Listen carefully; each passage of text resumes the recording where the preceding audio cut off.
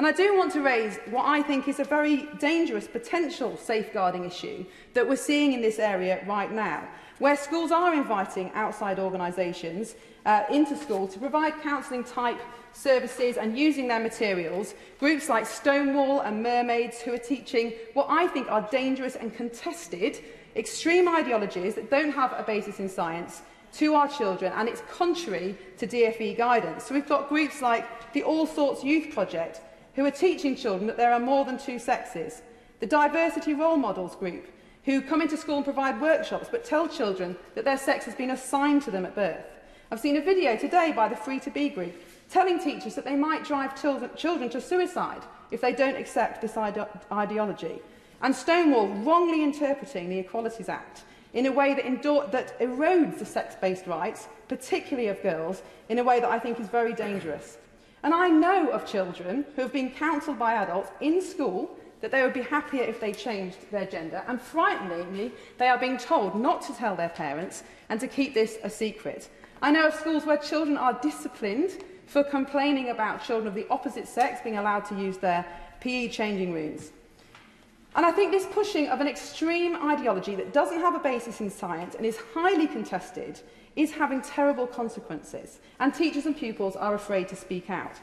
In 2009, 72 children were referred to the Tavistock's Gender Identity Service. In 2019, 2,364 children, of which two-thirds were girls, were sent to the service.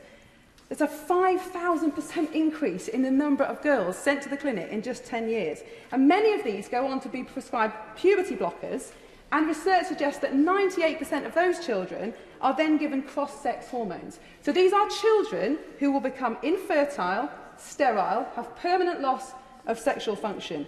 How can a 12, 13, 14-year-old consent to that?